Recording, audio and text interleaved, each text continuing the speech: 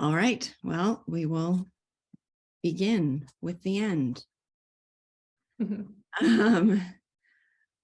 I had a challenging time with these last chapters. Okay, I'm not alone. I read them in segments. My house has been ridden with COVID and flu. So I've managed to stay healthy myself. Oh, they are here. Hello. I've managed to stay healthy myself, but I've been playing nurse to a house full of invalids. Very happily. And so I kind of went back and forth to the book, which is only compounds the difficulty since the book itself has major chunks and sections left out. So then a character would appear and I'd think, wait, did I even meet that character before? And sometimes I think I had, and sometimes I think I hadn't. He had been introduced in the pages that were missing. So I did go back and read through it a second time. And that oriented me a little better. I was able to keep better track of the characters, but also once again, we've taken a 180-degree turn. I know we've turned so many times. I don't know what degrees to use with the tone of the section. And it's also interesting because Chad is reading it too. So we have some discussions at home, and then Greta's been reading it. And there doesn't even seem to be consistency in how we understand the characters within my own household. So it should make for an interesting conversation. I'm really excited to hear about the differences between the differences. Well, I'll just start with the difference and get people to weigh in. I believe Greta and I are on the same page that Morozov, who I'm calling the honest millionaire, and oh gosh, I don't know. One thing I've discovered, Grace, from your notes and also from trying to look up, when I was trying to orient myself and make sure I was keeping track of all the characters correctly, I tried to look them up online, and I discovered that the Constance Garnett version was useless for that, because if descriptions of the characters exist online, the spelling is so different that it doesn't even come up. Yeah, the spelling in the notes that I send you is always different than in here, because I'm referring to like different things, that different resources I found online as well. Right. And I often find that the spellings online are easier than the ones in this version. Definitely. So yeah, I had a difficult time with that. But anyway, the honest millionaire, and well, actually the prince, did you think the prince was a good character too? Like, yeah, but okay. So the prince, the honest millionaire, and the guy who loves work, which in my version is Scrudron. Yeah. I don't have Shoshana here to correct my miserable. I love listening to my audiobook guy say his name. It sounds amazing. It sounds, I'm listening to the same audiobook and I love just him saying that word. Yes. Say it again. So like, you know, that scene from The Lion King where it's like, Mufasa, Mufasa, Mufasa. That's how I feel. Okay. So those three characters I regarded as good characters, not Chad regarded them still as types, not necessarily being endorsed as good. But I felt like they were the good characters who were moving us in the direction that Gogol, suddenly the moralist, it seems in this section, thinks Russia ought to be moving. So what did people think about that? Yeah. I agree. I was kind of like, okay, so Kirsten Joglo. Yeah. And Morozov. And what can we call him? Can we just call him the lover of work? Yeah. Work lover. He's the work lover. The efficiency expert. And then the prince to, I think, a lesser degree, maybe just because of the level of presence he has in the story, seem to be the only characters that actually are good. And I wonder why that is. But I think I err more on the side of you and Greta, where I don't see that really as a type that he's introducing. I see that as something different. I don't know that I necessarily have the words to describe this something different.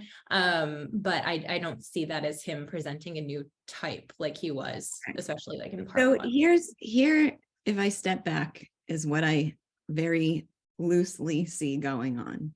In part one, he was introducing this cast of eccentric characters without much judgment at all. Yes, they have their quirks. Yes, they're annoying in certain ways. But we're just going to present the everyday Russian in an authentic and earnest and sympathetic way. Then in part two, I don't know if it was in part two or the end of part one, that we get the backstory for Chichikov. And as soon as we got the backstory of Chichikov, now in retrospect, having seen the introduction of the millionaire and Skudron Joglo and a little bit the prince too, it seems like that story of his two teachers is what Gogol is pointing to as kind of at the heart of the Russian problem in Russia. Oh, okay. I hadn't remember the failure of will to follow through, having these grand ambitions and never being taught how to actually live, how to pursue them, what it is to have resilience against obstacles, how to be more focused on achievement than on material indications of achievement. So it seems like that what we see as the ills of Russia are corruption that comes of abandoning work and instead having a series of other things, abandoning honest work and instead having a desire for for that what was it, the flames of Navarino, or the yes. Yeah, it was repeated 300 times. Having that centers a lot of different things that were kind of floating around in my mind about part two, like a bunch of like disconnected things. And I think that that's the perfect thing to center them all on, because I do think they can all be tied back to that. I did find that character pretty interesting. The guy name I don't remember, who was poor but had like some rich knicknacks in his house. The one whose property he buys, Hlobuev. Yes. Thank you. Yeah. Well, so the idea of like he wants these beautiful items, and he has these beautiful items, but he's also starving. So I think that kind of circles back to what you were just talking about, because he seemed like the worst, like the kind of iconically awful character. But okay, Ray, what do you have to say? Yeah, I found this. I thought you were right in describing this section as challenging. It was. It was just such a mess. It felt like. Like I think it was still great in a certain way, but I have to say I wasn't having fun. Like the early sections of this book, part one, that was fun, constantly fun. This was chaos, but not chaos. But not well constructed chaos, just chaos. Like the early sections of the book were just like, okay, we're just gonna stop off at this random place, and oh yeah, we're gonna meet some random people at this bar, and oh yeah, we're gonna like it. And then there's the whole big explosion at the end of part one. Like that's great. That's great. Like that's the way chaos should be structured. But this was just like, oh, okay, we're done with that conversation. Oh God, like we're in the middle of like some theft or something, like a scam with the widow and all that. Like that was, and then just the tonal, like just him trying to be a moralist. I could see, okay, maybe this is getting a little out there, but like this, I could sort of see like this working a lot better if like all of this sort of bit about redemption and what have you had happened in connection with the events of part one. Like, Yeah. there was some scam there, Yeah. and the police inspector and Murazov, and it had been introduced earlier, and the Mhm. lawyer, like that would have been great. Mhm. Then it would have felt more organic than Yeah. just like, oh yeah, and then we'll get reformed. And I guess it's unfinished. I guess he wanted to do a part three, presumably. Yeah. But Yeah, so I I, don't. but even just like, by that standard of it's an unfinished book, it's like this is a turn that you don't quite deserve here, Gogol. Well, Um, so can I say a couple things about that? One is that what I read was that he was working on part two. At one point, he threw it into the fire, and it's unclear whether he did so accidentally, thinking it was a draft and not the actual manuscript, or whether he did it in a fit of frustration. And then 9 days later, he died. So somebody reconstructed from the notebooks that remained that were not the finished manuscript, they reconstructed this part. So that's going to account for some of the chaos. okay, But I the thought yeah, that makes sense. yeah, Okay, but I actually thought that he was doing like part of the manuscript is missing as a as just device. another like device No, saying like we're bored now. no, Like we don't need the rest of this conversation.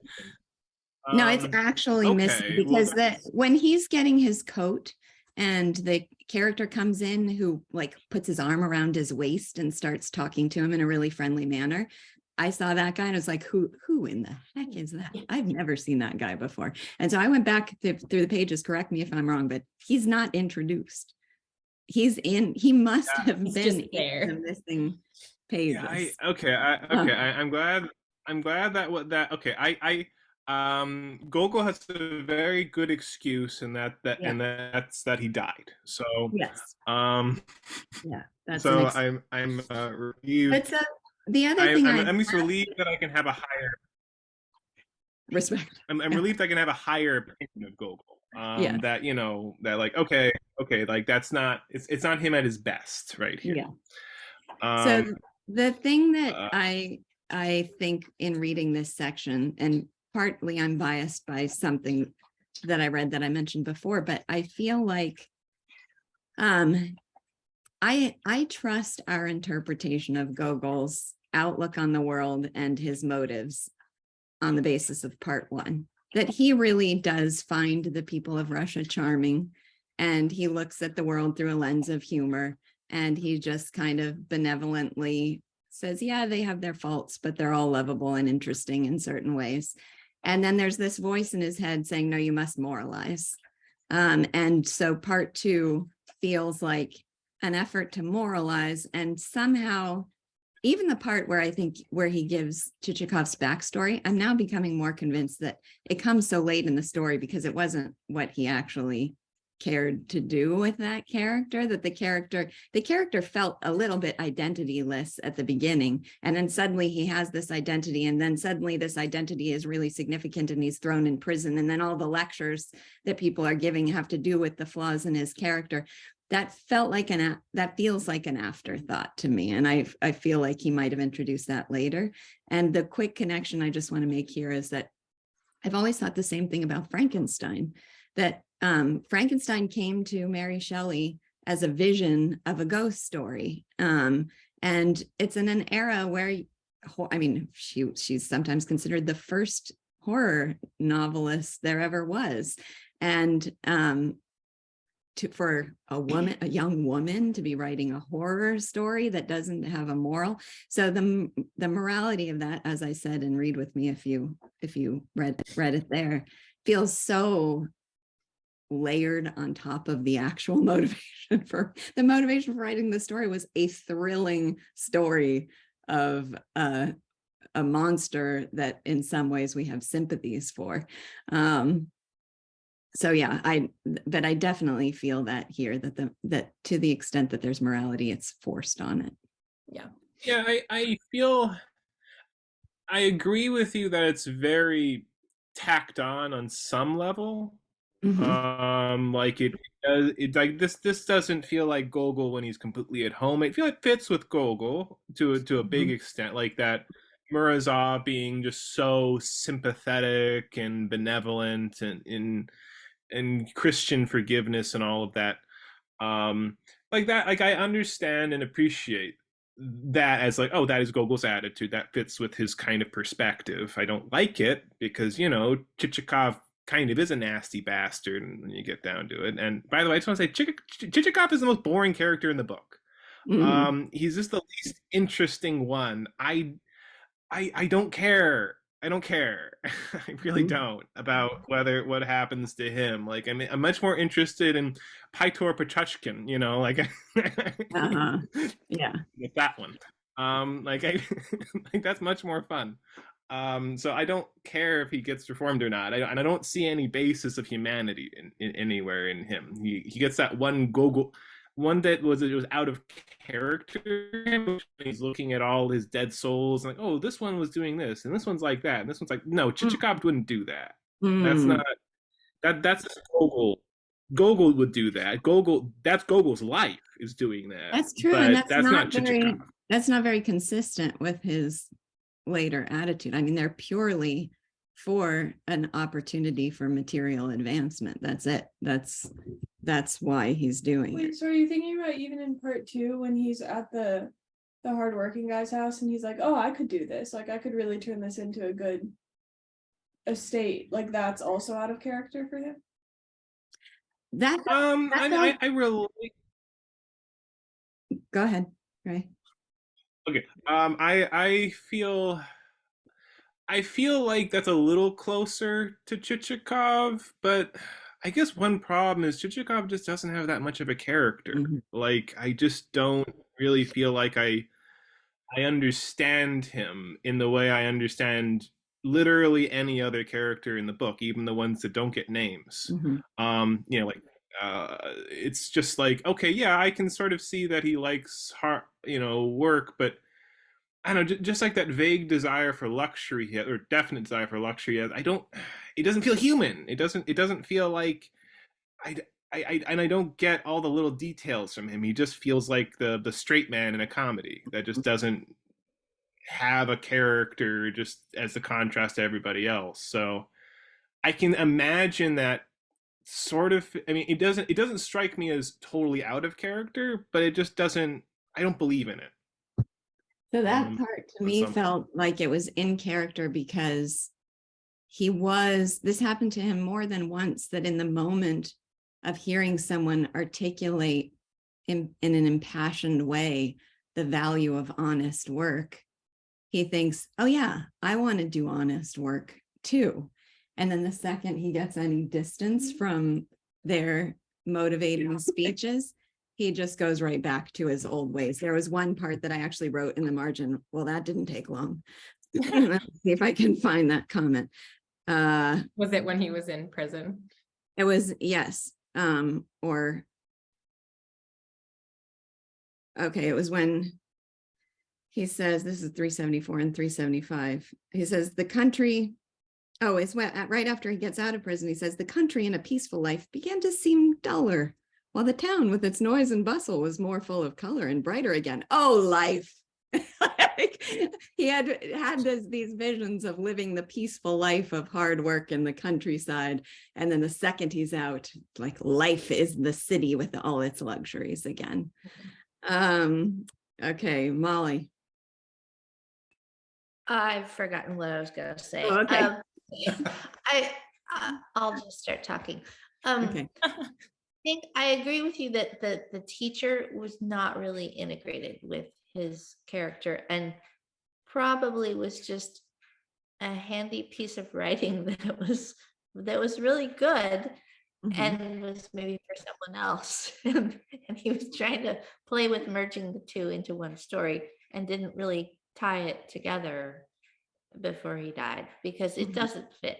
And it doesn't illuminate Chichikov's character in the present at all.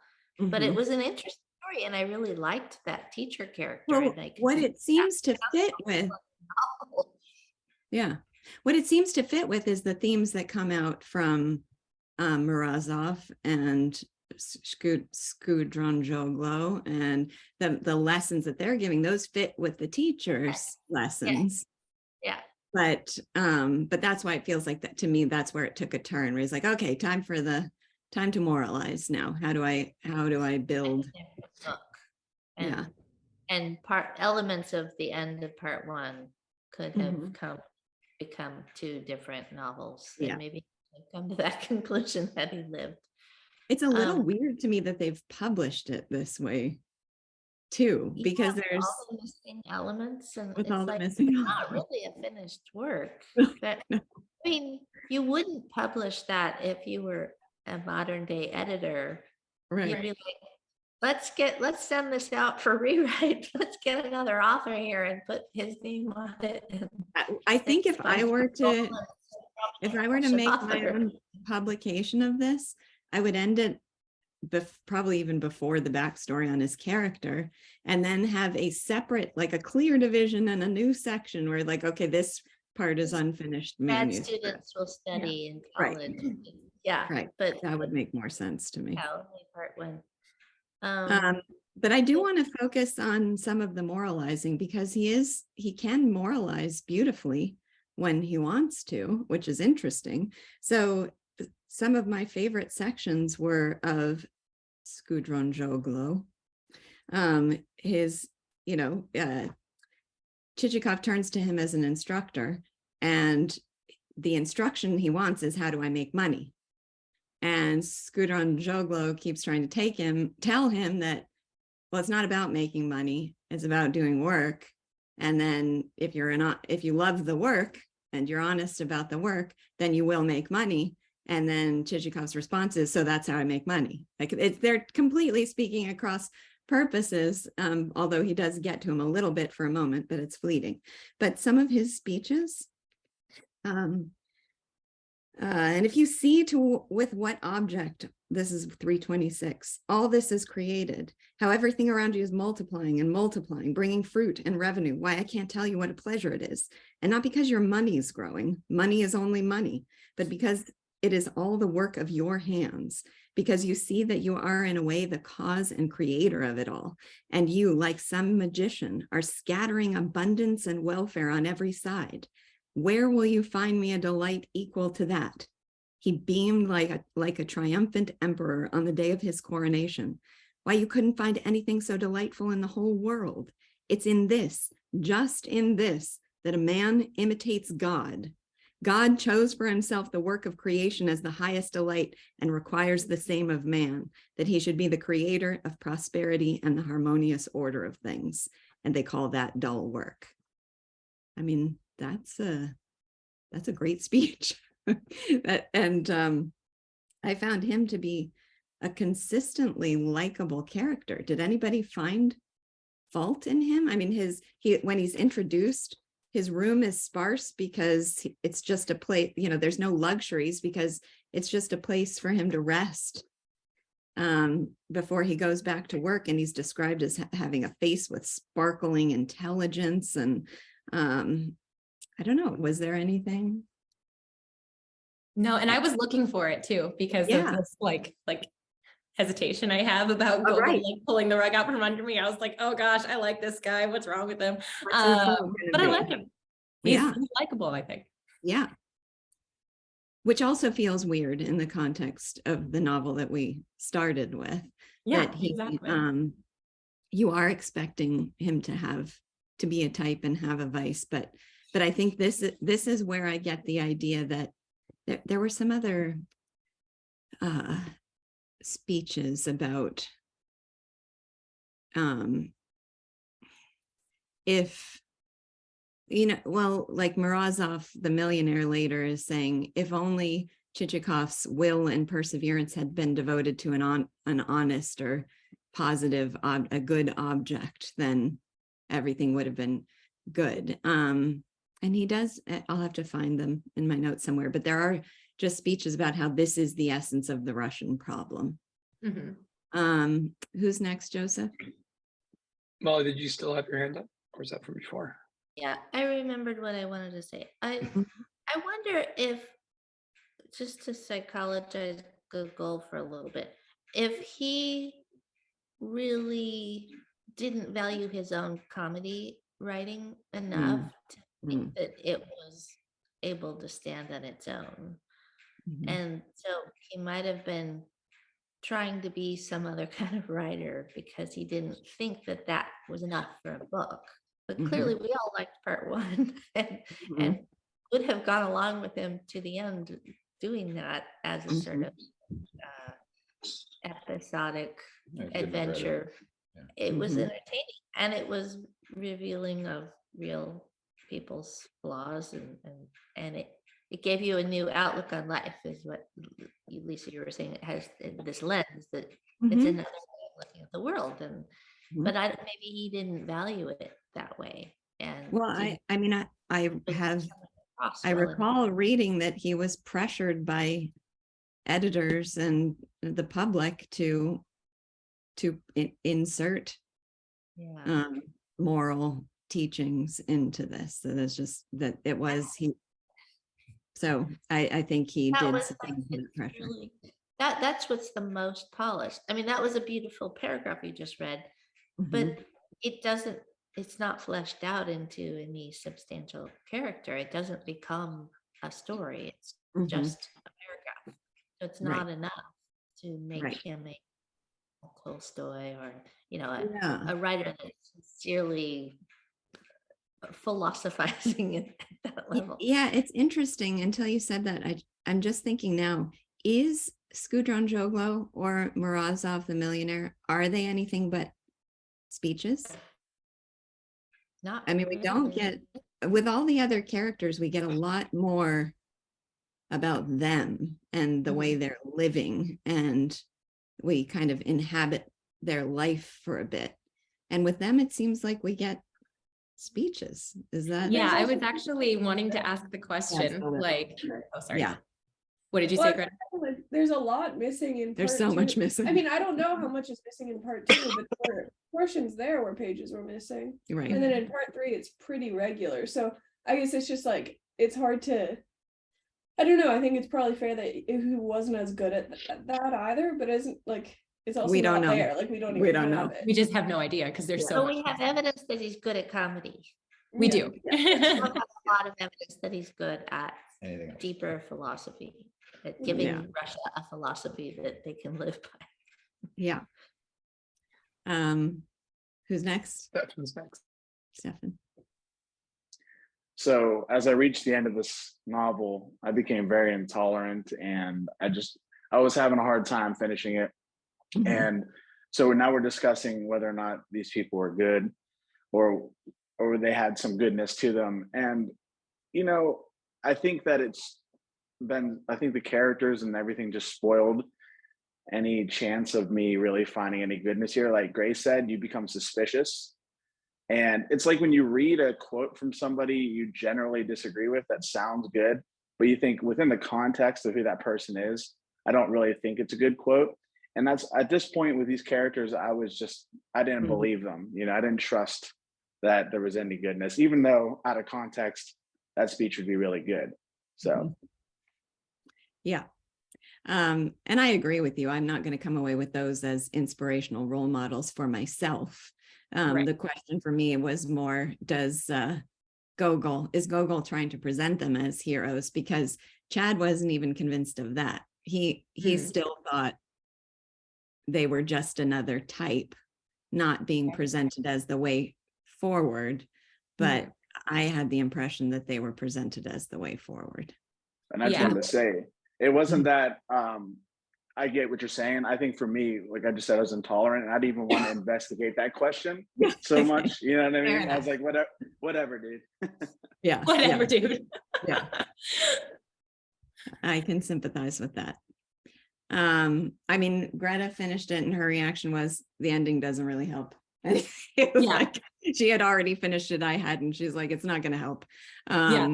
So that's I finished it and I was kind of like, oh, okay, we're done. In the middle of a speech. Over. In the middle of a sentence. Yeah. Now, the other interesting thing, though, is that, okay, so what's good about each of the of the 3 heroes that I mentioned, if they are being presented as heroes? So Skudron Joglo, the lover of work, and you have to have a love for the work, and work is the way that man imitates God. The millionaire, he came from nothing, came by his fortune honestly.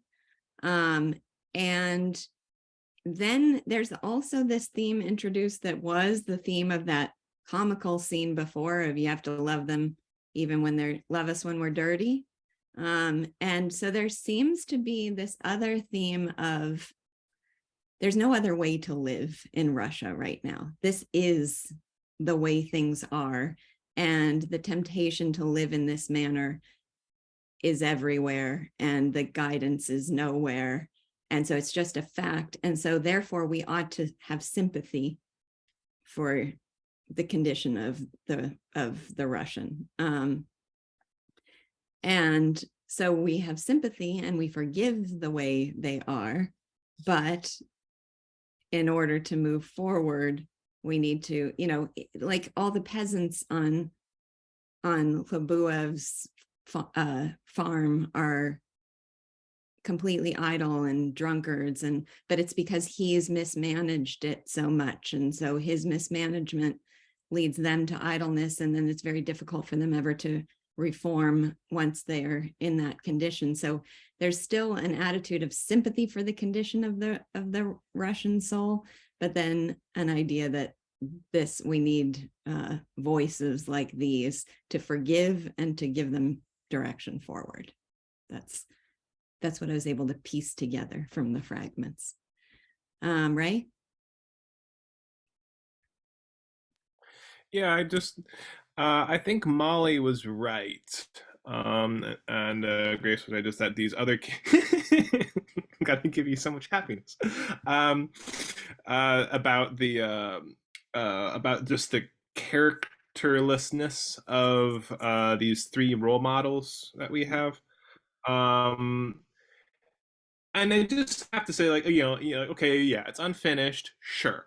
It's not quite, infinite, but come on, guys.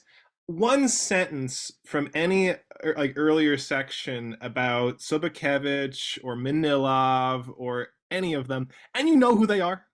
Just some little bit about like some piece of garbage that not Sobakevich, but the hoarder had. Just that little bit told you everything you need to know about him.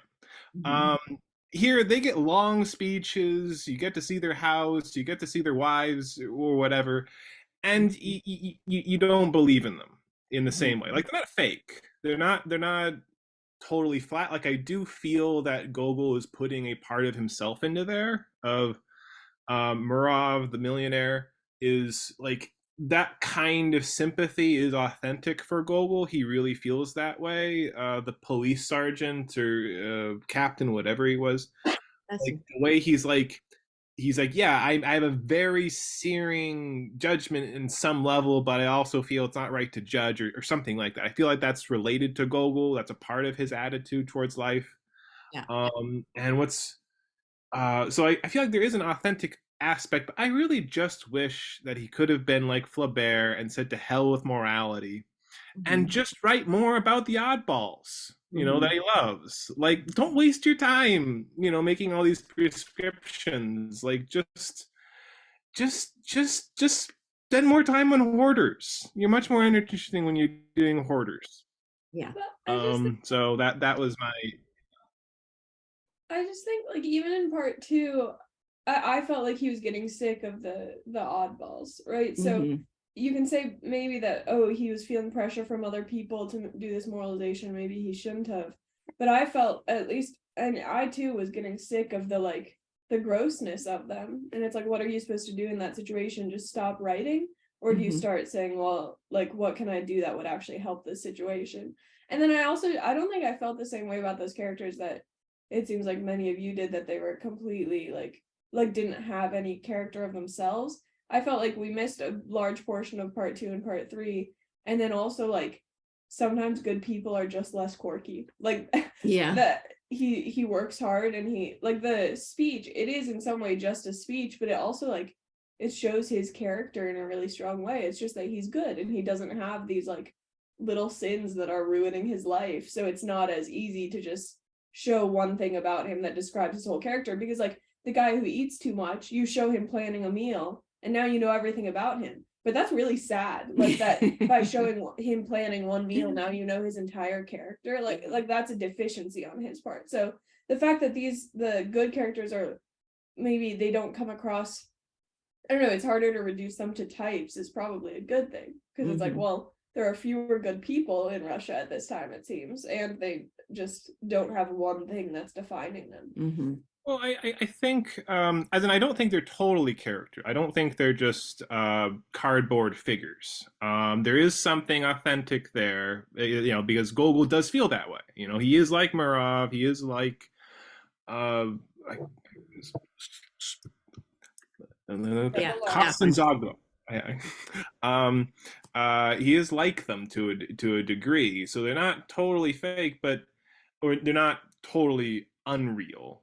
But it's just, he's just not interested in that sort of person. It doesn't resonate with his sense of life in the same way that one of these other characters does. I mean, and I just feel like if you really believe in a good character, if you really believe in the goodness of a character, then you can make them as rich and as individual as a bad character. It's just depending on like what you're like, and Gogol, he's just not like that, and he shouldn't try to be like that. I think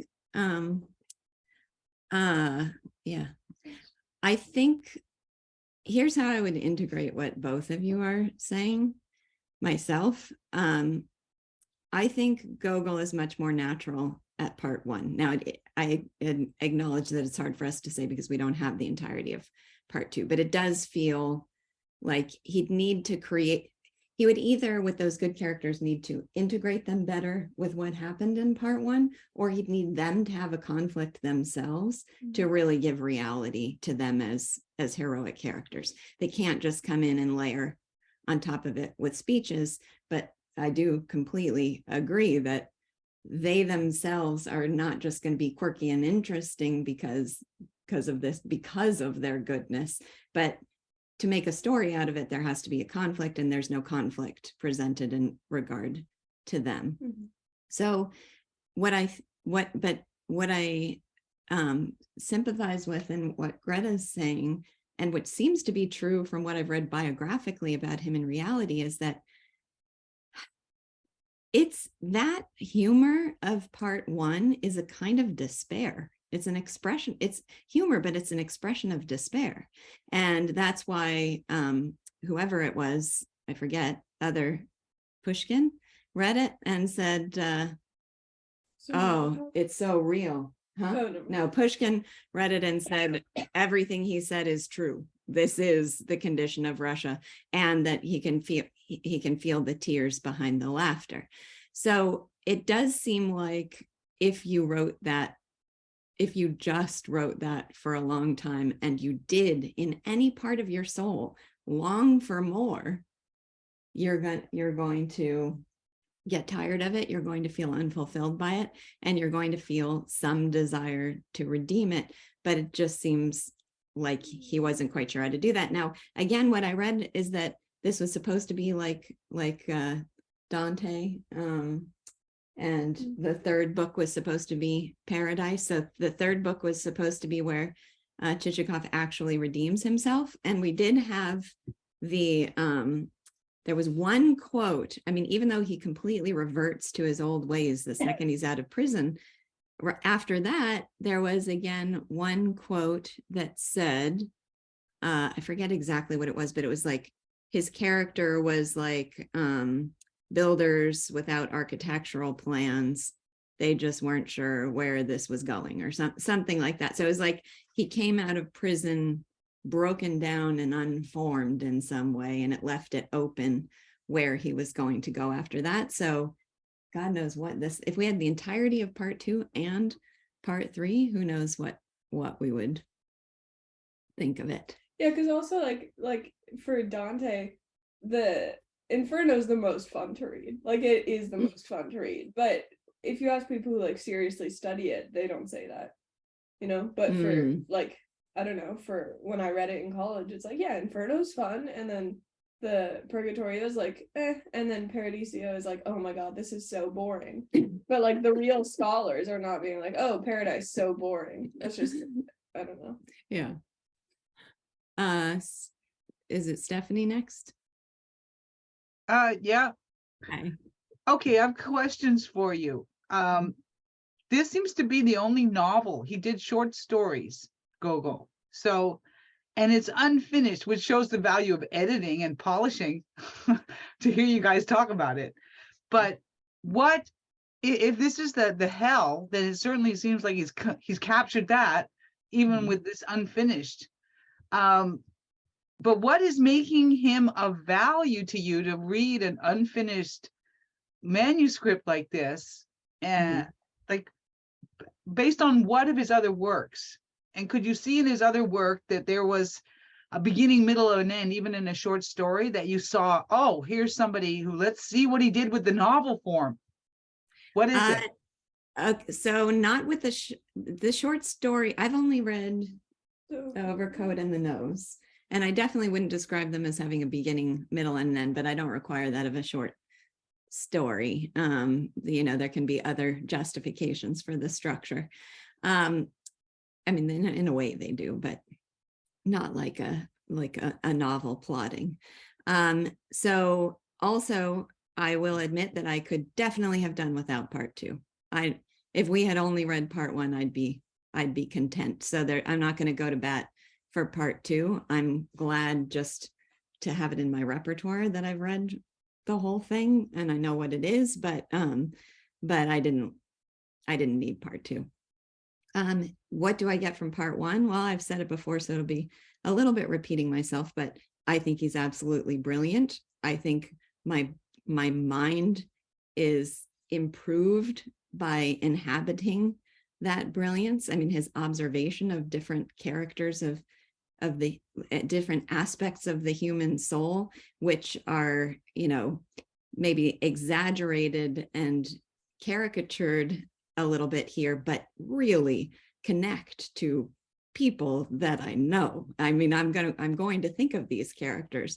When the one in this section, the guy whose property he buys, who's desperately poor and yet needs dance lessons for his kids, and yet throws a banquet for all the local magistrates or whatever, and yet serves champagne. I know people like this where it's like, where are you getting the money to be fancy when I know you're broke? And then sometimes they'll use their money to be fancy to get enough money somehow to get them through the next fancy thing, but there's no long-term plan there. So you live in South Orange County. This type is everywhere. Everywhere. And so they're like exaggerated vices that I think are really beneficial for me to see exaggerated, because it helps me to understand them and grasp them in the real world. But also I did enjoy the benevolence of the first part, and just the finding what's charming in people's eccentricities when we weren't. It's hard to talk about that now because we have seen Chichikov has become a really vicious character, and we've seen the destructive consequences of that.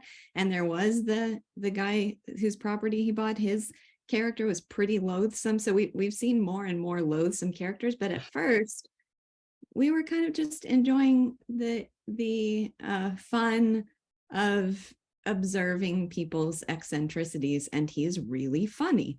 So that's a strong recommendation for me to read the first part, like read to get the good translation and really give it a good go. So because I'm listening to you talk without having read it, and it's just like, should I read this book or not? And certainly part 1 is going to be worth my time.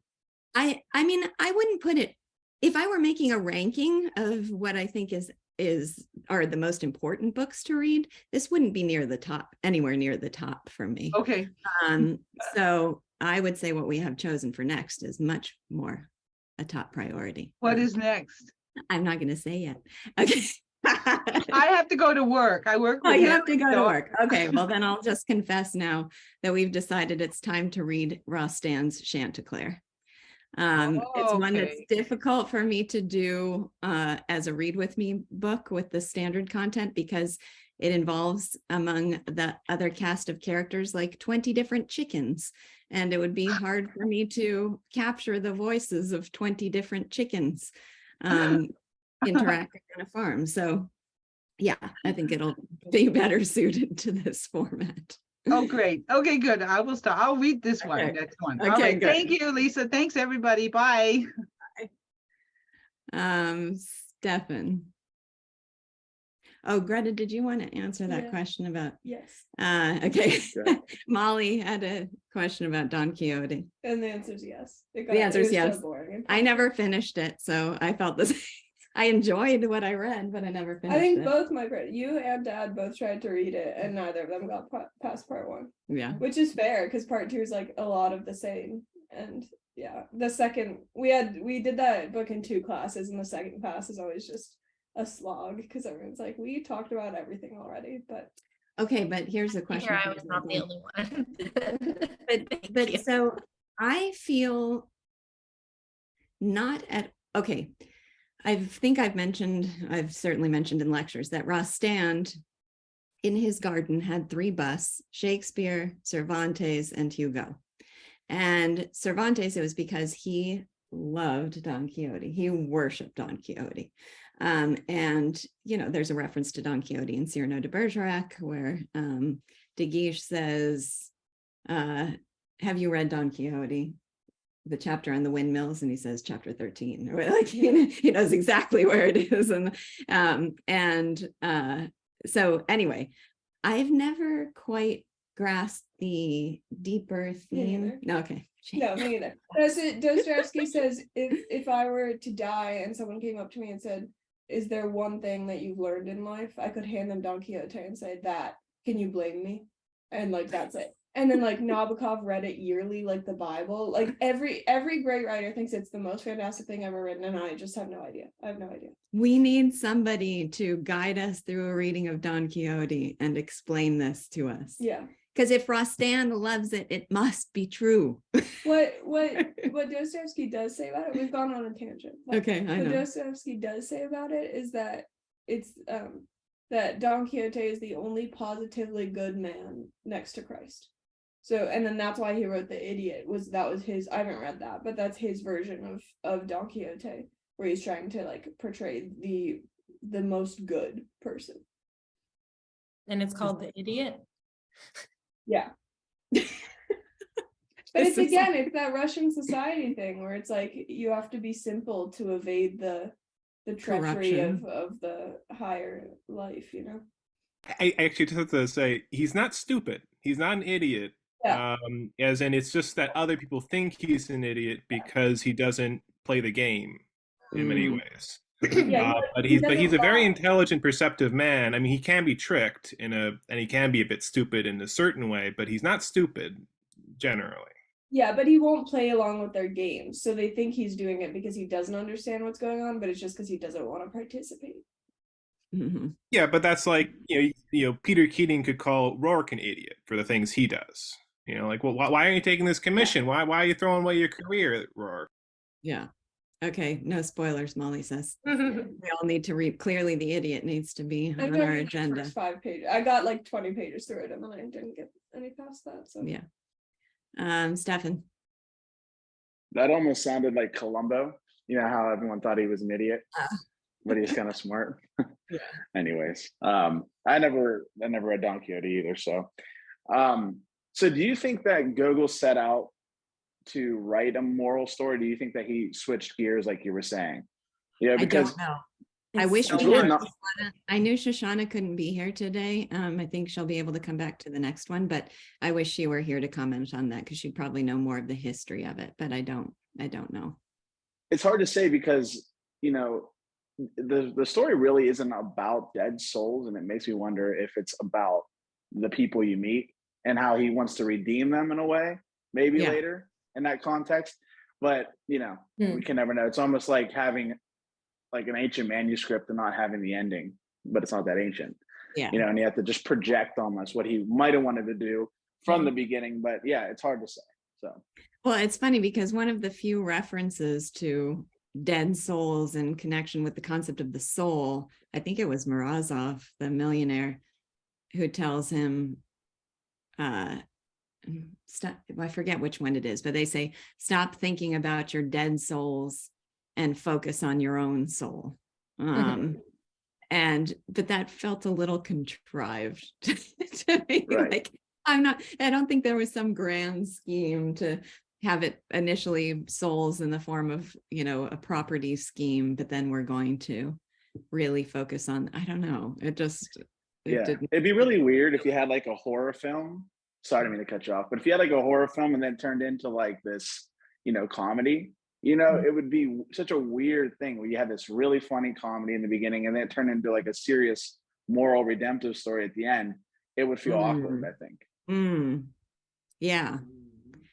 Is there anything? Well, that's the other thing that I think people like about Don Quixote is that it is really, really funny, but it must be serious too.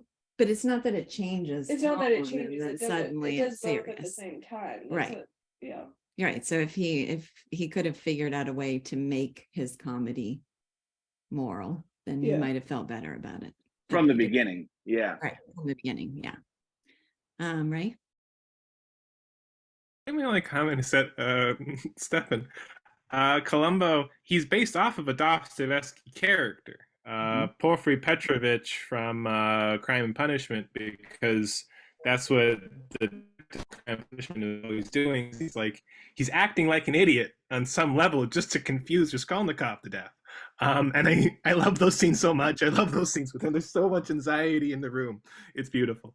But anyway, I don't have anything more to say actually about part 2 here. It's just, I feel like we've said everything unless there's this interesting. I have a question that we can, first of all, did anyone have this copy and notice there were 5 questions in the back of the book? I'm not sure I'm going to do those, but I thought they would be interesting. But the question I wanted to ask that I asked Greta on a walk yesterday is if you could be friends, for those of you who've read all 3, with Gogol or Flaubert or Thomas Hardy, which would you choose to be friends with? For me, it was a no-brainer, without question, and I have a very clear reason why. But I'm curious to hear what other people would say. The thing that I've always said, I don't know what my answer to the question would be, but I have actually said this on many occasions about Thomas Hardy, which is that I would never have a beer with him, but I would worship at his feet. Right. So I guess that's depends what you mean by, he wouldn't be fun to just hang out with. Right. If you're put you in a good mood. But he is certainly my favorite of the 3 that we've. Right. So I said Thomas Hardy, and the reason I said Thomas Hardy is that he has a very dark soul, and he seems very despairing, and he wouldn't be fun to, you wouldn't have a good old time with him, hanging out and having a beer. But he has a capacity for reverence, and I don't think the others do. And to me, that's the essential. Being somebody that I really want to know is, do they have a capacity for reverence? Ooh, Molly, throwing shade. I'm with you on that. Correspondent Hardy. Well, Flaubert isn't welcome in my life at all. no, Flaubert, I agree. After that, he's off my list. He's been cut. Yeah. He's been cut. Yeah. Right? Were you going to answer that? Yeah. Well, this is a weird one for me because I have a friend, I could probably say my best friend, actually. He is a Gogol character. Okay. I do feel that he would fit perfectly in this book. I guess he'd be somewhere between somewhere like oh god, I can't even describe it, but yeah, just that exact sense of like, yeah, good, nice, and strong emotions, but screwy in different ways. But anyway, but I have to say, I'd probably say Flaubert for me. I just find Flaubert, he's just too perfect. He's just so insightful. Maybe I get sick of him at a certain point, and I'd rather just be friends with Gogol because Gogol's a human being. Um, who's not so antiseptic. But I just Have you read any other I Flaubert? feel Flaubert and I could have a very straightforward conversation about many topics. So Greta wants to know if you've read his short stories. yeah, I've read those. And The Simple Heart is a beautiful, touching work. It wasn't all acid. That's But did you read The Simple Heart, Greta? Yeah, but I thought that's the big disagreement when we read those at school is whether he's making fun of her or not. And I think he has to be making fun of her. And Well, there is like it's just like with Charles. He's making fun of Charles, but I think there is a real bit of real sympathy with that. Like, but there is this real tenderness, like of just like the way she feels about her parrot. And I think like the ending scene and just all the little tragedies of her life. It's just like he has to feel real. Like here is a simple heart. Here's someone with honest feelings who just gets brutalized by life in certain ways. yeah, I just think And because the context for him writing that story was someone like making a bet that he like saying, I bet you can't write an earnest story, like one where you're not mocking someone. And the fact that it has to be so incredibly dark and sad, and like I'm still not sure he's not mocking it, you know. And then also, this is just funny, but there was a kid in my class who said that at the ending, wait, I don't want to spoil it, but it's not going to make any sense. But he was saying at the ending it's that the parrot is dragging her down to hell. no, I mean, like, yeah, there is a grotesque part to the end. Like, we both know what I'm talking about. Grotesque. That's what I don't know. But to me, like, I mean, I teared up at the end, and I feel that I can't remember her name, but The Simple Heart, like that's someone who really is touching to me. The other stories, oh God, I mean, they were fine, you know. I wasn't. They're fantastic in their ways, and I'm always up for seeing about Salome and Herodias and whatever. But we need to end this so that Molly, that's completely irrelevant. But yeah, I'd be friends with Flaubert. Yeah, we need Molly to come back, and she's afraid to. So I want to read these books someday. Yeah, I know. Okay, we're done. We're done talking, giving spoilers and talking about a story the rest of us don't know. But if I were hanging out with Flaubert, he'd just be mocking me the whole time. Yeah. He'd think I'm ridiculous because I have an earnest passion for life, and I think that happiness is possible. He just I think that it's possible to have depth and true love and all of that stuff. So he'd just think I was absurd. It wouldn't be much fun. He'd just be sneaking at me the whole time. And I didn't see the sympathy for Charles at all. I thought that Charles was just fodder for him, and it was really Not sad. even at the end when he's out in the garden. I mean, no, I had sympathy for Charles. That's not what I'm saying. I don't think Flaubert does. In the end, that he talks about how pained he is, and Yeah, he presents him with sympathy. I think so. You didn't. I didn't think so. I have sympathy for him. Trust me, I do. I just don't think that Flaubert did at all. I think that he was just like, look at how stupid he is, and look at how terrible Emma is, and she corrupts him from beyond the grave because he's too stupid to do anything different. Oh, I don't know. I don't see how you could have that attachment without him writing him that way, because Charles isn't real. So if you are attached to him, I'm not. And I think that that's if because you have any sympathy for him as a character, it must be coming from the author, right? I don't think so. I You think think that it's the from the sympathy that I have comes from my own simple heart, not from not from anything that Flaubert said about Charles. Mm. But I don't see how that's possible because he's his invention. I mean, so Like, Here's it's a what I'm trying- philosophical point. Is it possible to have sympathy for an imaginary person? I without have sympathy the for author the having fact that credit? I don't think that Charles, like, if I were writing Charles's character, I would have done it differently myself. I think that the character of Charles is sad and if I met someone like that in real life, I would feel bad for them. I don't think Flaubert feels bad for Charles. I think he thinks Charles is just an idiot. Oh, So that's my thing. I see where you're coming from completely. And maybe the thing that I'm saying doesn't make sense. But that was the way that I understood. Well, I wonder if this is just related to does he have sympathy for Emma or not? Because my suspicion, I'm not just saying this to be the mediator who says everybody's right. I actually think that there's part of me that thinks, yeah, he sympathizes with Emma because he wishes that grand romantic things were possible, and he's in despair that they're not.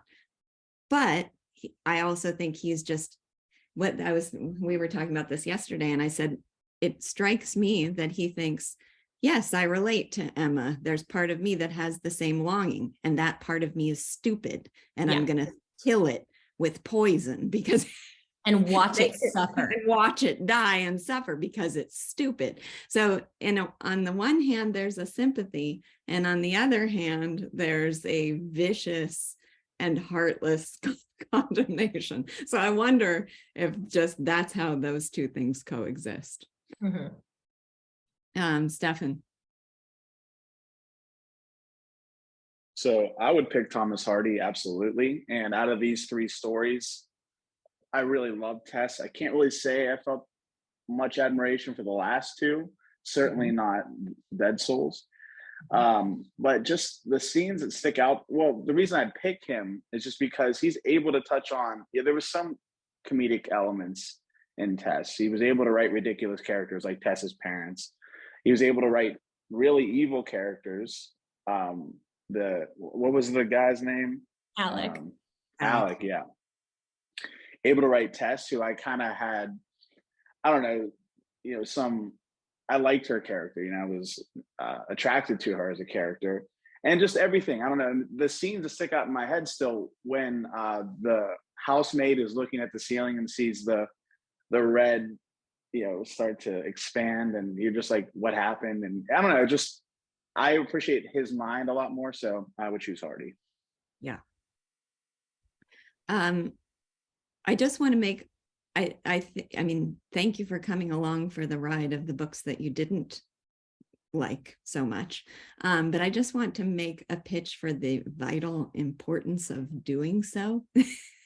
Maybe in part so I don't lose you for future works that aren't inspirational, but I just think there's something limiting and ultimately stifling of personal growth to only look for things that are inspirational, because we need to experience the world from so many different perspectives to flesh out our capacity to really understand human beings and the world and life. And so even when I don't find somebody inspirational, but I mean, for me, the standard is, I guess, are they brilliant? And I mean, do they write in a way that shows deep insight, even if it's from a philosophical or psychological perspective that I don't at all relate to? Do they have a great mind? And if they have a great mind, and it's clear in their writing that they have a great mind, not, it's been established in history and culture that they have a great mind, but it's not evident in the work that's in front of you. It has to be evident in that work, like they say about some modern artists. They're, truly well trained. So these splotches on a canvas are the height of art. So it has to be clear within the context of the work itself, but that I think that's really the standard for me, because if they are, and then there's going to be a pleasure, some kind of pleasure in reading what they've created. And I believe there's going to be a benefit. And I think if I'm only, I guess there's kind of a, what do they call it when you only echo chamber, or what did they call it when you're only looking for things that reinforce your I think world? echo chamber. Is there something else that I'm not thinking of? Maybe that's what I'm thinking. Bias, like Yeah. And- So if you're only looking for things that are going to reinforce your worldview, or are consonant with it, or kind of feel at home with, then you're inherently limiting your growth. Because you don't know until you've actually kind of dwelt in the minds of these people what they have to offer you. So ideally, in my mind, we all would have had this incredibly rich education where we were guided thoughtfully and brilliantly and meticulously through a wide range of all of these works. And then as we become adults, we can choose the ones we like best because we've already been through that process. And then we get to just, specialize because our souls have been broadened enough. Unfortunately, none of us experience. I feel confident in saying she's the closest now that she's been through Thomas Aquinas College, but the vast majority of us never had that experience, so we have to do it now. But that's just my little pitch for authors whose worldviews you don't like. And I just want to say, I don't want to sorry. To support what you've said, Lisa, I am guilty of that myself in the past. And it wasn't until even as recently as like 3-ish years ago that I made the conscious decision to branch out more. And just in that time, I feel like I have become so much better as a person and observer and even communicator than I was before. And also, had I never done that, I would have never read Tess of the D'Urbervilles, which is like top 3 for me. Yeah. Like that's one of my very favorite novels of all time. And I think about it all the time. It's one of the things that I like about having this group is I probably wouldn't have finished Dead Souls. I wouldn't have. In fact, I'm pretty sure I've started it before. So I think I have finished it. So it's good to have discussion and accountability. And I'm definitely glad that I've read it. So I like having this group for the things that we wouldn't just, have with ease pick up and devour. But we have to work to figure out what the value of it is. I'm really grateful for the opportunities to read Madame Bovary and Dead Souls, because I don't think I would have ever even wanted to pick up Madame Bovary. And I never will again, but I'm really glad that I read it, and I'm going to remember certain aspects of that forever. Stefan, you still wanted to say something? Sorry, Stefan. No. You pretty much said what I wanted to say. I have no regret reading these books, and I've loved this group, and it's been great. That's all. Good. Molly? I would add to your point, Lisa, that even after you've read all those great books in college, I think you still have to keep reading more and reading them again, because as you get older, you have experiences that will tie in new ways. That's true. Predict. And I don't think you just stop, no matter how well you read or how well read you are after college.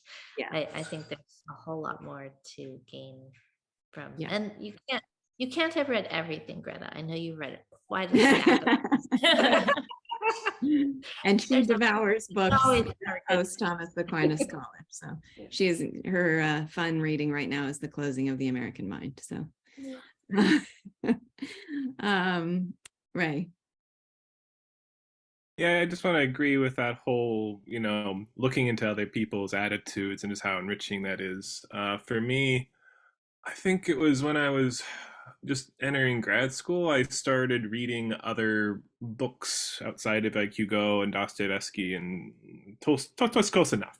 And like actually, and for me, when I first read Zola's Germinal, like that was a book that was like, oh, there's this way you can feel about life. You can feel it's a dunghill. Amazing. And I actually I just love that book. It's I almost want to say it's my favorite book on a certain level, because there's a grandeur to it too. But yeah, just that feeling of just getting outside of yourself, of just like here's this whole other way of feeling about life. Here's all these other things you just weren't sensitive to at all. That's just wonderful, and it's even authors that I hate, like reading sometimes it's like, well, I still got something out of that. Like there was still this whole other attitude and way of organizing reality that I now see, and that's what you keep saying about Gogol. You know, it's like, oh, you can just have this whole other different structure to the way you view the world. Yeah, so I'm just and have to say I'm one of those people who believes in the splotches on the canvases. I think that those are great. I believe Pollock and de Kooning and all them are amazing artists. Okay, we'll have that Just have conversation. to put that in there. We'll have a conversation about that another time. Let's see. Anybody else have something they wanted to say about that? All right, well, I'll just give a little pitch for Chanticleer then.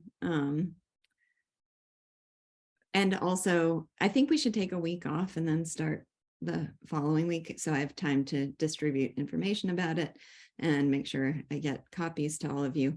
So I've read it in 4 different translations. There's no one translation that I am convinced is the best. I think each has its virtues and weaknesses, and there's one that's readily available. K. Nolte Smith wrote a translation of it, who was friends with Ayn Rand, and that's one of the copies that I have. But when I last looked for it, it was, there were maybe 2 copies available used on Amazon, so you can go scramble for it now. But it's hard to get, and it's not in the public domain. And I contacted the publisher and tried to get the rights to use it and failed miserably. So, but I'm not convinced it's my favorite anyway, so I'm not going to make a big push to use that one. So that I'll send you a link to the one that is in the public domain and is readily available online and should be available if it as a used copy. I think Maud Adams is the translator, if I remember correctly, but I'll make sure I get that in all your hands. But in any case, that is the copy that I read the first time, and it is the one, that's the translation I read the first time, and it's the one that I was reading when I fell in love with the play. So it must be sufficient to allow somebody to fall in love with the play, because I did. So that's the one I'll use. When I read it, it became a rival for me with Cyrano de Bergerac. I was unsure which I liked better. Now I have some distance from it, and I've revisited Cyrano several times. So now it feels like Cyrano is the front runner again, but when we go back to it, it may become a rival once more. It is a play about farm animals, and that's off-putting to some. I have yet to get Leonard Peikoff to finish reading it because believe it or not, the farm animals are enough are off-putting enough for him that he can't make that leap of imagination into that world. But apparently, I mean, obviously the farm animals are a stand-in for French society, and apparently Rostand was just walking by a barnyard one day and saw some of the animals interacting in a way that reminded him of aspects of French society, and he was like, I'm just going to set it in a barnyard. And for him, one of his motivations was that he loved to write in verse, and he was a romantic, and he liked to write with this earnest, and he just thought, well, making it fanciful and not modern French society will make it more plausible and understandable for me to write a play in verse. That if it were literal modern French society, there would, for the public, there would seem something at odds with writing it in verse, but making it this wild fantasy allowed for that. And also, they're barn animals, but he spent 10 years designing, preparing for this production and designing costumes that had panache. I mean, they were supposed to be beautiful extravagant theatrical farm animals, not ordinary barn animals. So it is a play that I call upon in certain moments of life struggle. And I won't say anything more about what that is, but there are some works of literature that each of us have read that we have to directly draw inspiration from. And for me, this is one, it repeatedly comes up in my mind. So I think it's one that ought to be part of everybody's repertoire. And it's Rostand, and Rostand is consistently a grand romantic and lover of life. So we could use a dose of that after the last books that we've read. So I'll get all the information to everybody and plan to see you in 2 weeks. All right. Out of curiosity, do you teach Chanticleer in school? I don't. Right now, I teach the Romantics in 7th grade and Cyrano in 8th grade. So it's just those work so well at those levels that one of them would have to be displaced to teach Chanticleer. So I haven't tried to do it. Also, can we stop the recording? All right, I will see everybody in 2 weeks on Sunday to talk about Chanticleer.